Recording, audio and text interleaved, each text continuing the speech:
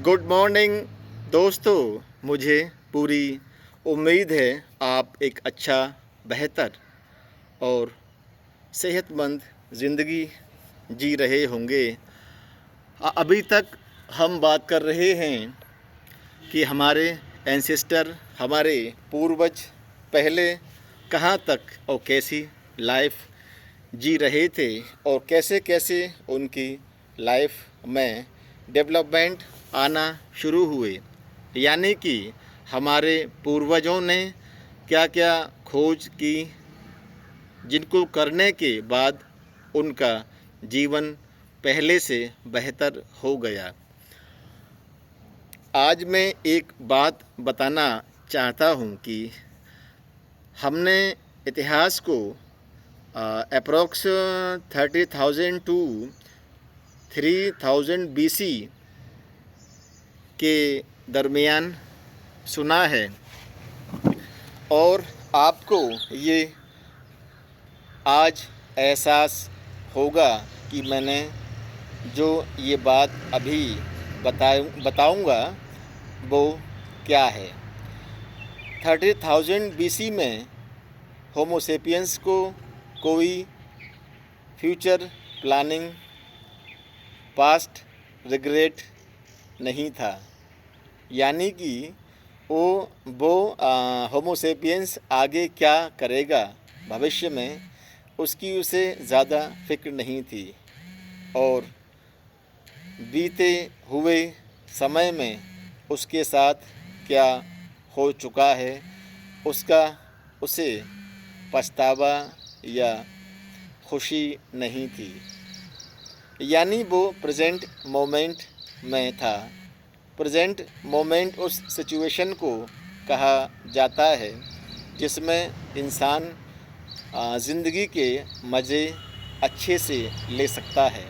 यानी कि वो जिस पल इस पल में जहाँ बैठा है या जो भी कर रहा है उस पल का मज़ा ले रहा है।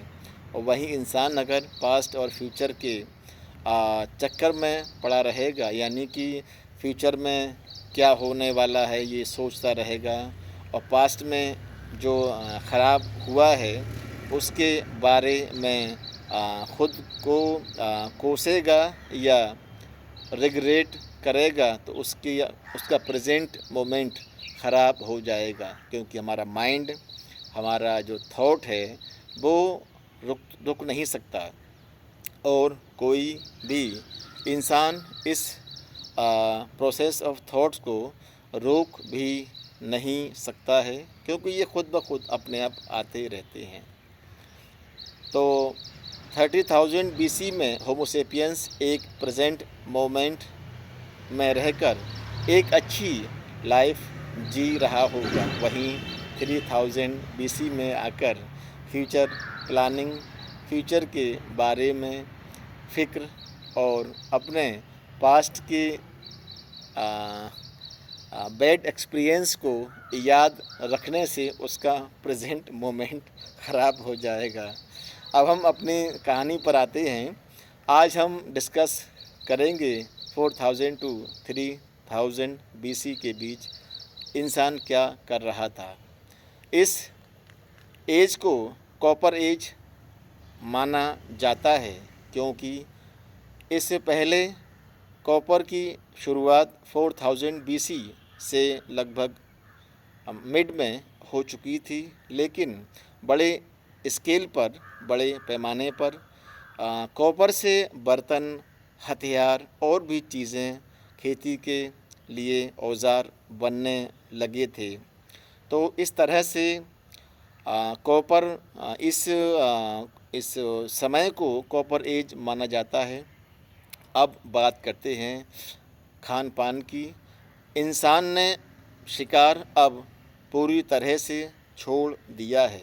अब वो शिकारी ना होकर किसान बन गया है और वो अपने घर में ही बस्तियां बड़ी बड़ी बनाकर गाय, बकरी, भैंस, कुत्ता, ऊँट, भेड़ और भी बहुत सारे जानवरों को पालने लगा है। और इन जानवरों से ही उसको मीट, दूध और दूसरी चीज़ें मिल रही हैं। इस समय में लोग पूरी तरह से मॉडर्नाइज होने लगे हैं, यानी कि आप आज जो हमारा सिविल स्टैंडर्ड या हमारे सिविलाइज्ड सिटी देख रहे हैं, वो सारी शुरुआत वहीं 3000 से 4000 BC के बीच की मानी जाती हैं।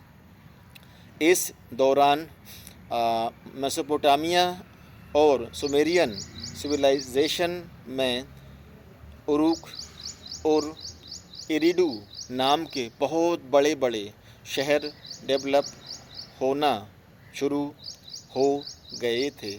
वहीं अगर एशिया की बात करें, हमारे इंडिया और पाकिस्तान के इलाके में, तो एक साइट मेहरगढ़ नाम की मिलती है, जो कि बाद में हड़प्पा और मोहनजोदारो के रूप में विकसित हुई। मोहनजोदारो और हड़प्पा सिविलाइजेशन के बारे में मैं एक अलग सेपरेट वीडियो बनाकर डालूँगा। आपको स्पेशली मोहनजोदारो के बारे में और हड़प्पा सिविलाइजेशन के बारे में एक एक दिन का टॉपिक समझकर वीडियो बनाकर डालूँगा। मेसोपोटामिया के साथ ही नाइल वैली, एंशिएंट इजिप्ट को में भी लोग अब एक छोटी छोटी बस्तियों को छोड़कर एक बड़े शहर के रूप में इकट्ठे होने लगे हैं।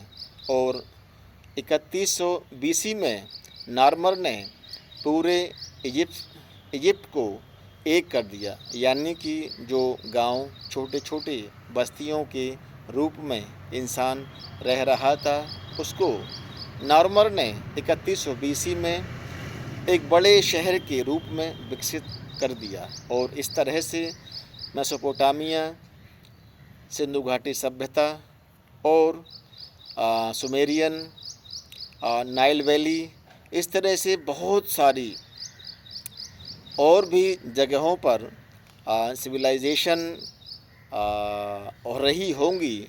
शायद चाइना की सिविलाइजेशन भी बहुत ही पुरानी मानी जाती है। अब आते हैं हमारे फसल।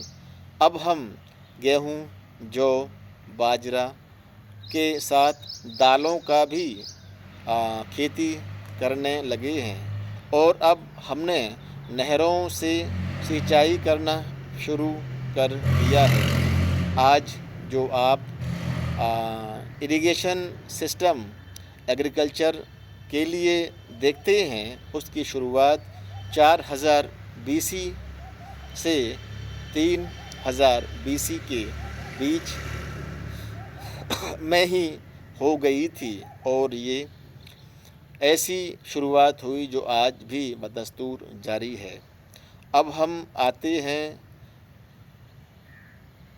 धर्म के मामले पर, रहन सहन और धर्म के मामले पर। एक और मैं बताना भूल गया, इसी 4000 से 3000 BC में इंसान ने पहिया व्हील को गाड़ी में लगाना शुरू कर दिया। बैलगाड़ी का इनोवेशन मैं समझता हूँ 4000 से 3000 BC से पहले ही शायद हो चुका था, लेकिन वो इतना आसान नहीं था, उसमें पहिए नहीं लगे थे। और जैसे ही इन 4000 से 3000 BC के बीच में पहिए लगे, गाड़ी बहुत ही आसान हो गई और इंसान को खुद को ले जाना या अपने सामान को काफ़ी आसान हो गया। और इसी वजह से व्यापार, ट्रेडिंग शुरू हो गई। 4000 से 3000 BC में ही लेखन शुरू हो गया। ऐसा माना जाता है कि लेखन की पहली शुरुआत सन 3100 बीसी में मेसोपोटामिया से शुरू हुई थी और व्यापारिक चीज़ों की अदला बदली के रूप में लिखित दस्तावेज मिलने लगे हैं। इस दौरान लिखने के लिए मिट्टी को पकाकर उस पर पहले लिख लिया जाता था और फिर उसको सुखाकर पकाया जाता था, जिससे कि वो एक रिकॉर्ड के रूप में कहीं भी सुरक्षित रूप से रखा जा सके। अब हम आते हैं धार्मिक इमारत। इस समय राजशाही का दौर शुरू हो चुका है और राजाओं को राज करने के लिए पंडितों की, मौलवियों की और चर्च पादरियों की ज़रूरत होगी। उस समय इस्लाम और ईसाई रिलीजन तो नहीं था और मैं समझता हूँ शायद हिंदू रिलीजन भी नहीं था। उस समय बौद्ध भी लोग नहीं थे, क्योंकि ऐसा माना जाता है कि बुद्ध 2500 ईसा पूर्व ही हुए थे। लेकिन मंदिरों में और एक फॉर एग्ज़ाम्पल मैंने ये बात कही है, मंदिर मूर्ति पूजा आप इस तरह से कह सकते हैं, प्रकृति पूजा और मूर्ति पूजा की शुरुआत एक बड़ी सी इमारत में रखकर होने लगी है और यहीं से एक राजशाही या यूँ कहें कि राजा के शासन की शुरुआत भी मानी जाती है। ऐसा समझा जाता है कि धर्म और राजनीति का विकास एक ही समय में 4000 से 3000 बीसी के बीच में होना शुरू हुआ। आज के वीडियो को यहीं पर रोककर कल फिर आपको सुनाएंगे।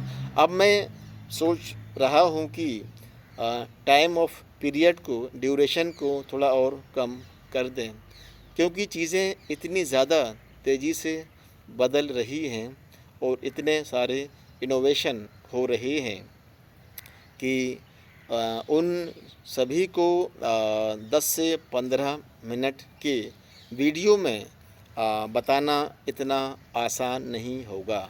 इसलिए अब हम कल से 3000 से 2500 ईसा पूर्व के इतिहास को जानेंगे। फिर उसके बाद और इस ड्यूरेशन को, टाइम पीरियड को कम करके और ज़्यादा नॉलेज या इंसानों ने जो अपने लाइफ में इनोवेशन और ज़िंदगी को अपना काफ़ी सरल कर लिया है, उसके बारे में बात करेंगे। Good bye.